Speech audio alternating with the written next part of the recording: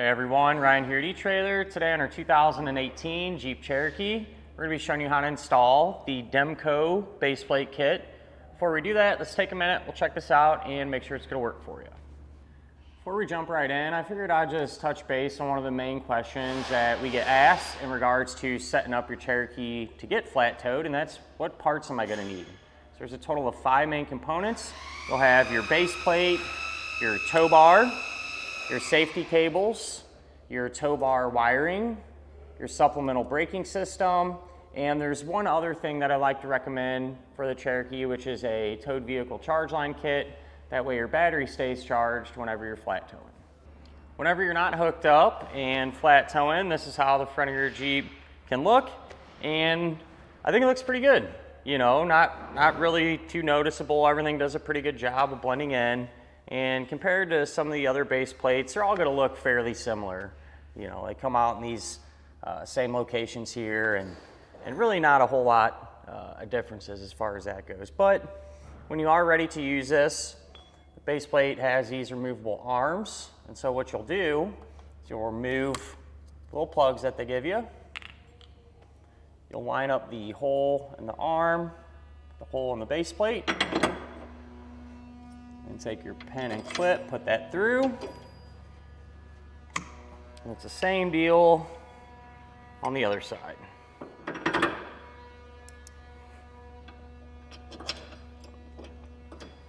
With the arms attached to the base plate, that's going to give us that attachment point that we need to hook our tow bar end up to. So in order to do that, we just line everything up, put our pen and clip into place. That'll secure it down. The safety chain opening is pretty easy to get to, and the opening should be big enough to work with just about any size hook you might have on your safety cable. And that's one of the differences too with this base plate compared to some of the other ones, is the placement of that opening. A little bit easier to get to, but not really a huge deal in all honesty. But one of the things that is convenient with this base plate is the versatility. It can work right out of the box with a lot of different tow bars. The eTrailer tow bars are compatible, Demco, of course, Blue Ox, Kurt, and even if you happen to have a completely different brand, let's say a Roadmaster, for example, that you really like, chances are pretty good you can make it work, and that's because they offer adapter ends that allow you to switch this part out and allow you to hook everything up together. This is how the front of your Jeep can look like whenever you are hooked up and flat towing behind your motorhome. And I like it. You know, everything's pretty easy to see and get to, things like that. And this is going to work with the Cherokees that are 4-wheel drive and all of the submodels with exception of the Trailhawk edition. So if you happen to have that Trailhawk, there's plenty of other base plates that are extremely similar that are designed to work specifically with that Trailhawk model, so you can check that out. But one thing I do want to mention too, because sometimes you can run into this with certain tow bars, and being that the base plate is really versatile, it works with a lot of tow bars, I feel like it's important to mention. So it's relatively wide, right? The attachment points are, and from center to center is 32 3/4 of an inch. So one thing you want to check to make sure that the tow bar is going to be compatible, some of them have limitations on how far they can actually spread apart. Not all of them, but there are a handful, so look into that. For example, with our eTrailer XHD tow bar, we don't have to worry about that. You know, no issues there. Ultimately, a pretty good choice for a base plate. You know, it fits good and works with a lot of different tow bars. As far as the installation goes, it's really not too bad. I will say probably one of the more time-consuming parts is just having to kind of trim out the openings here where the base plate needs to come through, but that's inevitable, right? That's pretty much normal on any vehicle, so take your time, you should be all right. If this is something that you don't even want to mess with, I can definitely understand that. You can always use our dealer locator network, and that can help you find a shop in your neighborhood that can do something like this for you. But if you're going to give it a go, hang around, we'll go ahead and get started on it now. To begin our installation, we're going to be here at the front of our Jeep. You can go ahead and pop the hood, and the very first thing that we need to do is remove this plastic radiator cover. To do that, we're going to have 6 plastic push pin fasteners on each side of our vehicle, and from this point on, whatever we do to one side, we're also going to do to the other, because we set up the same. But what you can do, you get a trim tool or flathead screwdriver, pry underneath the head of it, and you're able to work that base out. And these are kind of just scattered throughout here. So we'll work our way around and get all of them removed.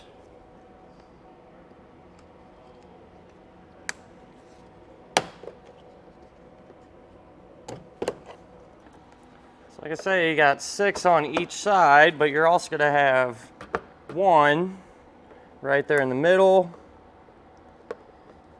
I got the 6 on the other side removed already, and so now we should be able to just grab the plastic cover, work it off, and set it to the side for now. We're going to have 3 10mm head bolts kind of tucked off in the corner. 2 of them will be right here. So you got this one, and then 1 just like it, about an inch on top of it there.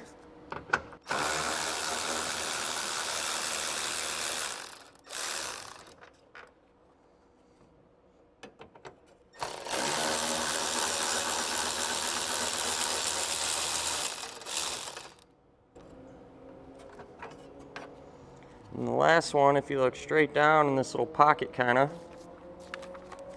there's going to be another 10.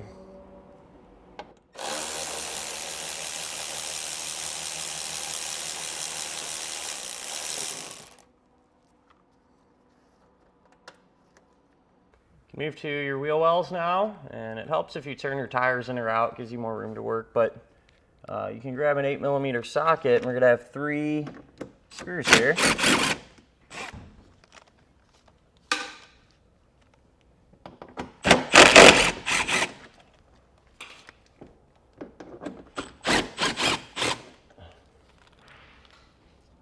Get them removed. Underneath the front, on each side, you're going to have 2 rivets that we need to drill out. So I have a 3/16 drill bit. You just run it right through the middle of it, and they pop right out. We can get this underbody panel removed. I'm just going to take it completely off, I think, make it easier to work. But there's several 10mm head bolts and just scattered throughout here.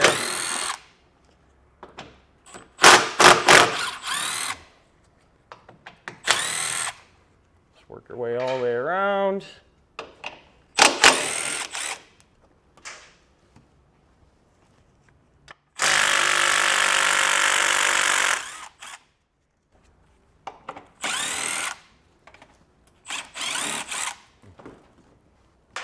Looks like this might be the last one, so you want to support the underbody panel.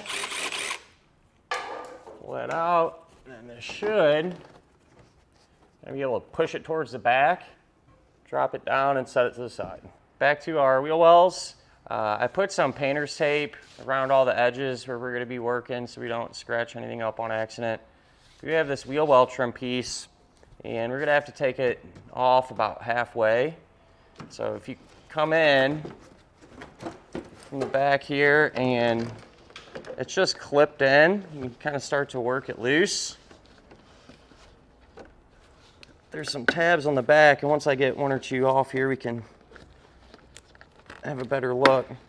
But all I'm doing is I'm coming in from the back there and pushing down on this little tab, and while you're doing that, kind of applying light outward pressure, and that's going to release them.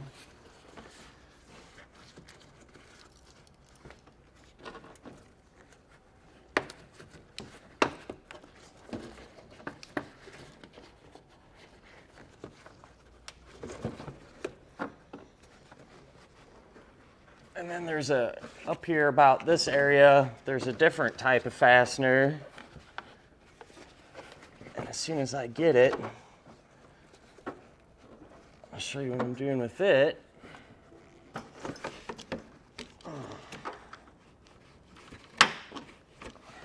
With this other style, that's what it looks like. And with these, you can come in from the back and kind of squeeze those 2 ends.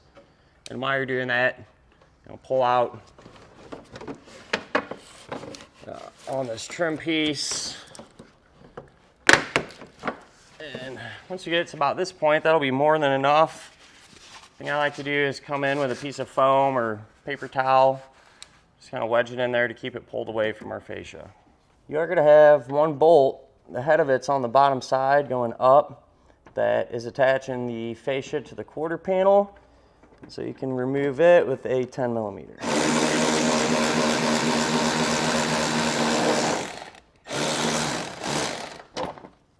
While we're over here on our driver's side, there's this electrical connector, and to me it looks like the wiring is attached to the fascia and going to our fog lights and stuff, so we'll probably need to disconnect it anyway, so might as well do it now. If you grab the connector, there's a little tab on it. You push down on that tab and you can pull those two ends apart.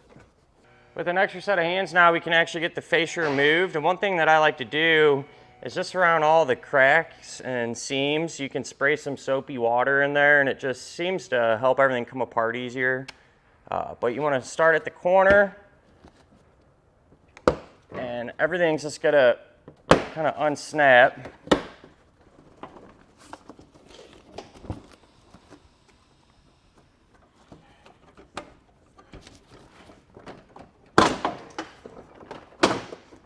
Pull straight back on it so we don't have any other electrical connectors or nothing. So with everything free, we can set it off to the side.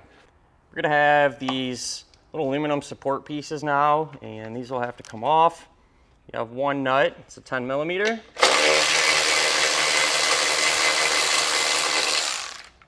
You can grab a 15 millimeter socket. There's going to be 3 bolts.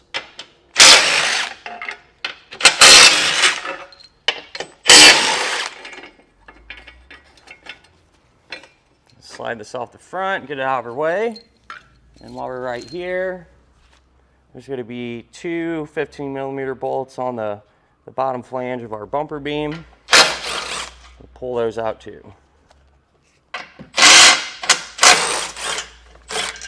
You can grab your base plate now, and something you want to do before you even put this on is look at this top plate here. These holes are threaded, and that's because this is going to sit on the bottom side of your bumper beam. You'll have some big bolts that'll go on top of and around the beam and thread into here. A lot of times though, what can happen is the powder coating gets into the threads and makes it kind of difficult, so I like to try to clean them out beforehand. You can take your bolt and slowly work it back and forth to clean it out. Or, since I have this on hand, it's just a tap. This will cut it and make the threads like almost like brand new. It's a 3/8-16. And that's what I'm going to use. But if you do use a tap, just be real careful. You want to make sure that it gets started straight. You can just work it back and forth. Now, this is my case. Some instances might not be like that. If you take your bolt and it threads in with ease, you don't really need to bother, right? But just in case this is something you run into, this can be the fix for you. Grab your base plate now, and these are side specific. Ours is pretty obvious, big label here. But if yours don't have one, check the instructions. Not a bad idea to anyway, even if it is labeled, just to make sure. We're gonna get this in place. And then what I'm gonna do, just to kind of hold everything together, take that little factory nut, we'll run that down. Take one of these longer bolts here. Get a few threads started on it. And then up on the top, that's where we're going to drop some of the longer bolts down. That way they can thread into there. You'll have 2 of these long bolts on each side, and you want to put on a split lock washer, the appropriate size, and a flat washer. And then take some of the blue Loctite, put that on the threads. Then you have this here plate. I'm going to set that over the bumper beam. Take your bolts, It might actually be easier to put it through first and drop them through. So with these, now you're able to line the bolt up with the base plate and just run these down by hand for now. For these bottom two holes, you can grab the factory bolts again, put your blue Loctite on the threads, and all the hardware that we're going to use to secure the base plate. We'll get this blue Loctite. And so now that that is held in, we'll take this one out that we put in earlier. Put Loctite on it. And then for these two attachment points up there, the kit's going to give you some new hardware. It's going to look like this. Your bolt and the appropriate size split lock washer and flat washer. Loctite them up.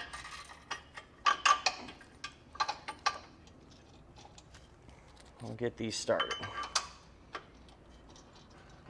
With all the hardware hand tight, now you can come back to these top bolts, take a 9/16 and just snug them down. That way the base plate will kind of draw up tight against the bottom of our bumper beam. You can snug the rest of these down. We'll start with the bottom three here.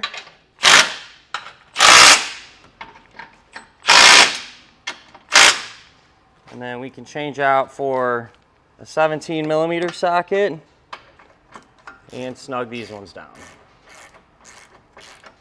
We're ready to torque these down completely now. There's a chart and the instructions that tells you the specs. And you want to do these three first, then those two up there, and then the ones at the very top there, the little support brace. We'll just work our way around and get them completely tightened.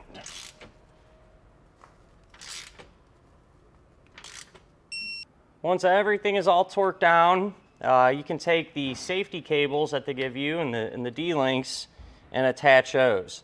So I like to try to keep everything as short as possible. So what I did, actual cable, and I folded it in half, put it around the frame when it comes out, and then I used a D-link on this end, D-link through the base plate, through the opening there, and the safety cable ends on it. Attached them together. That's really all there is to it. And then something I like to do is come back a few spots, put some zip ties just to help keep everything tight and prevent all this stuff from kind of clunking around.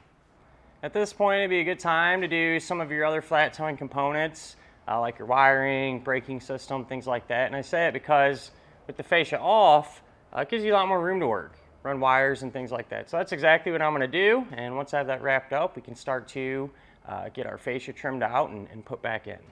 If we look at the back of our fascia, over on the side we have these little covers here. We're going to have to remove them because that's where our base plate's going to set. So there's a couple of these tabs. If you just take a screwdriver, push down on the middle of that tab,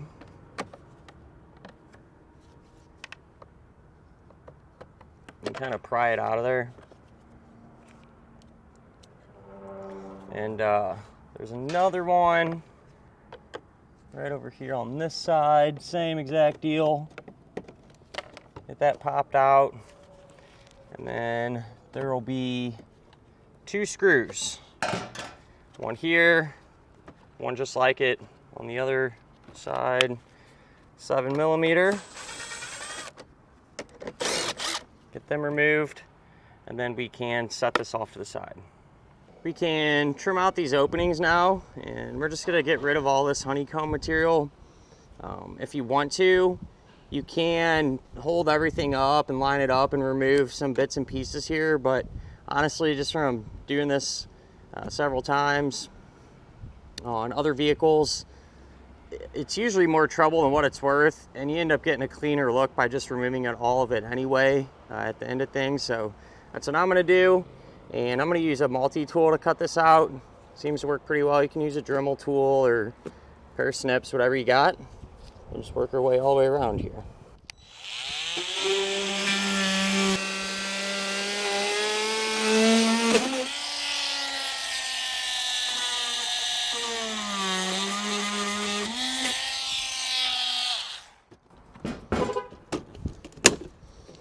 So I'll just come back with some sandpaper or a utility knife and kind of clean up some of these rough edges. I was able to get our fascia put back into position now that we have everything trimmed out, and it's definitely a tight fit, so take your time, work it into place and everything, but it's not secured right now. I still got to put all the bolts and everything in, so it should just be the opposite way that we removed it. If I happen to run into any issues or anything that's different, we can touch base on it then. Got our fascia all put back together, and there is one difference that I kind of forgot about, and that's when it comes to resecuring these two attachment points here. So if you remember, these had rivets in them, and you know, we had to drill them out. So to replace them, you can take the rivet, put it through there, and you will need a gun to be able to huck it down and secure the rivet. So a lot of times you can rent these from the auto parts store, or you can pick one up here. You'll just put some slight pressure on it, and that's really all there is to it there. Got everything put back together now, and I think it turned out pretty good. Just in case you're wondering too, I figured I'd throw this out there. With this bracket, you know, because they give you this with the base plate, you can mount it up really however you want. I wanted to kind of recess ours back in there a little bit to give us a clean appearance. And so actually what I did, if you remember when we were taking parts off, we had these little plates that were bolted here that had square tubes that come out to about here, and I used that. I cut it off and cut some sections out of it and kept it to where you have just an L, and I mounted that to our bumper beam, which brought it down and kind of L'd out, and that gave me an area to hook up our bracket and secure it there. So it's really up to you on how you want to do that. But with that all done, that'll finish up our look at in our installation of the Demco Base Plate Kit on our 2018 Jeep Cherokee.